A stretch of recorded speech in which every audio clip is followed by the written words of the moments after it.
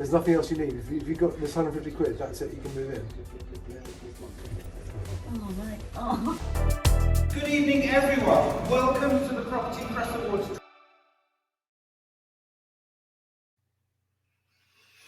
Hello, guys. I wanted to. I've just done my first live BBC radio interview. I wasn't able to record it as it happened, but I've got it lined up on iPlayer. I wanted to just get a video of it. So this is the first time I've heard it. I've just recorded it. So I get them up on the screen and let's just see how it went. So I'm going to be a live reaction to my own interview. I was like surprisingly nervous about this actually, but let's just see what happens. At Waterloo Road, our standards of education are exempt. Get ready for 23 is a good one in which to buy a new home or not. Well, Charlie Lambdin grew up in Sussex, is the founder of Best Agent and presenter of Moving Home with Charlie. As you might guess, he's passionate about uncovering the truth and how the property market functions, and I'm pleased to say joins us on the line. Hi there, Charlie. Hello, Mike. How are you? Yeah, very well. Bit of this kind of bug thing that's going around with the old throat, but otherwise very good. Trust to find you well, and Happy New Year as well. Property market. It's been in the news an awful lot at the moment, of course, all to do with the state of finances as well. Just where are we at the start of 2023? We are at the start of what's going to be one of the most difficult years for moving house, whether you are a buyer or seller. Because ignoring what prices are doing, there's an awful lot of turmoil, not only in the mortgage market because of fluctuations in interest rates, but the conveyancing market, which can derail a sale once you've got it agreed. If your conveyancing doesn't work, that industry is having its own sort of mini meltdown at the moment. So it doesn't mean it doesn't mean you shouldn't move. I mean, if you need to move home, you should move home. And my mantra to all my followers is always buy now. If you're buying a home, just don't overpay. Now, the don't overpay message is much more important than usual now, because in a market where prices are falling, as we've now had confirmation from Halifax and Nationwide that 4 months in a row of house price falls, the risk for buyers, especially first-time buyers if you've got a large mortgage, is that you end up in negative equity, which is a nightmare if you then need to, for two reasons. First of all, if you're in negative equity and you need to move again, you can't. Yes, you can sit there and ride out the fall in prices until prices come back up at some point in the future. But the worst nightmare is if for any reason you can't afford your mortgage, maybe you've lost your job unfortunately or something, and your house is in negative equity, then you're at risk of losing your home. And even if that doesn't happen to a very large percentage of people, it's an awful thing to happen to anyone. It's a very tough thing to deal with.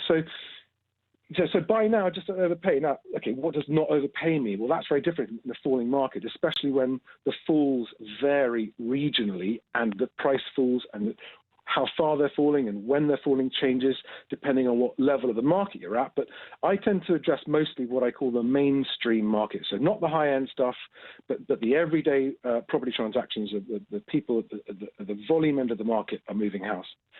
And if you're okay, Mike, I've got a couple of tips for people who are thinking of buying, and then I've got a couple of tips for people who are thinking of selling. Yeah, absolutely. I mean, maybe just before we come on to some sort of do's and don'ts and the tips, I mean, we've all seen shows like Location on TV. We've all seen the sort of very grand design type programs as well. I mean, a lot of people looking to get on the property ladder, Charlie, are simply wanting to get a home at the moment, something that they can live in.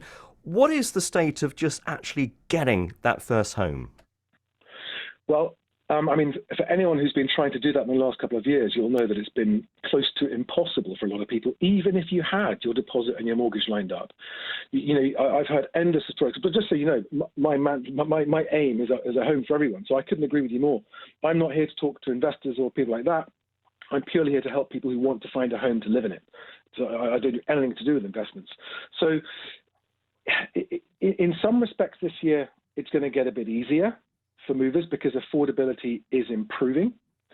There's a bit less competition for buyers now for a number of reasons. But at the moment, right now, we are witnessing a bit of a Mexican standoff between sellers and buyers because the increase in mortgage interest rates meant that the same buyer before interest rates went up could have borrowed X, and now they can borrow X minus 20%. So through no fault of theirs and with no change in their circumstances, the actual budget they've got to buy a house now has reduced. So it's not that they don't want to pay sellers' asking prices, it's that they no longer can if they're doing it with mortgage funding. And of course, their lender will ensure that whatever property they're buying isn't overpriced. So, but because there is a 6-month time lag in reporting of house prices, we don't get final confirmation of exactly what price a house sold for something like 6 months after the transaction was agreed, because that's just how long it takes the ONS to report it. It makes it extremely difficult for people to know what's happening at the coalface of transactions today, when we're only seeing prices reported for a few months ago, and those deals were agreed months earlier, if that makes sense. So there is this standoff between buyers and sellers at the moment, which is making it perhaps harder to get deals agreed. And there's a lot more property coming in the market, and sellers who are pricing realistically are still able to sell quickly, which means that first-time buyers who've got their ducks in a row are able to buy now. But the usual, and everybody knows it's a very stressful process of moving house, in 2023, unfortunately, is going to be even more stressful than usual because of the additional uncertainty of the economy, of the mortgage market, of mortgage lenders' valuations potentially downvaluing properties, and then, of course, the conveyancing industry going through problems of its own. So, to answer your question, where does a first-time home buyer stand? I mean, there are some things that are better news and some things that are worse news, but it's going to be even trickier than usual to get a transaction over the line, even once it's agreed this year. But if you're proceedable, if you've got your mortgage in principle lined up, and you've got your proof of deposit funds, and you're presenting yourself to estate agents as a serious buyer, they're very, very keen to talk to you right now. So what they're not as keen for is to talk to people who go, I think I'm a first-time buyer, I think I can afford something, and they haven't really done the research. But if you're well-researched and well-prepared, you've got a mortgage in principle lined up, and perhaps even got your conveyancer ready, that's a signal to an estate agent of the house you're trying to buy that you're serious and proceedable, and they will want to talk to you. Just out of interest, are first-time buyers having to put down an even larger deposit where mortgage lenders are going to be lending less money? I mean, you said 20% less money in general. Yeah, I mean, that was an approximate figure, just to give you an idea that at the sort of first-time buyer level, the amount being offered by lenders has reduced. I can't answer whether or not they're putting down larger deposits or not, because in every single case, it's personal and unique. So only a mortgage broker could advise an individual. But what I can say is that there are fewer products being offered at 5% deposit and 10% deposit. But if you've got a 20 or 25% deposit, then it's still quite easy to get a mortgage. But it is a bit harder than it was before. The mortgage market is going through some changes, and roughly speaking, about half the number of products in the market at the moment there were a year ago. And most of the ones that have been pulled off are the lower value ones, but they are still there. So the most important thing is to find a whole of market mortgage broker. I'm not a mortgage broker, but that's what I'd be doing if I was a first-time buyer. I'd be talking to an independent mortgage broker who can arrange a mortgage with the entire mortgage marketplace. Because by doing that, you increase your chances to the maximum possible of finding a lender that will lend you what you need to get your first home. Good tip. You mentioned some other sort of tips and tricks a short moment ago. Give us sort of one or two to leave us with today. Okay. So if you are in a position where you need to buy a home and you want to buy a home and you don't care that house prices are falling, which is, I know a lot of people in that position, but you also don't want to overpay, because of the reporting time lag between house prices and what's happening today, the only way to know for sure what's happening with house prices in the market that you want to buy into is to be out viewing properties with agents, even if you think they're slightly overpriced, even if you're not sure it's the right one for you, because by being out viewing properties with agents, you'll be on the agent's radar as a serious buyer who's investing time. And when the ideal home does come along with a very motivated seller, you'll be in the right place at the right time to actually be able to make an offer that gets accepted. So be out viewing. So get prepared with your mortgage, be out there viewing, get to know the estate agents, and you will be at the front of the queue for when the bargains arrive and when the serious sellers want to take an offer.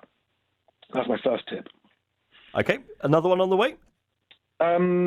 When you get to a property that you like and you want to make an offer on it, my advice is to never make the offer to the agent verbally in person or over the phone, because especially if you're a first-time buyer, these guys are professionals and they can quite quickly, if they're good, manipulate you into perhaps offering more than you wanted to. It's So always go home. Don't give away how much you like the property. Go home, think about it, sleep on it, and then send your offer by email the next day.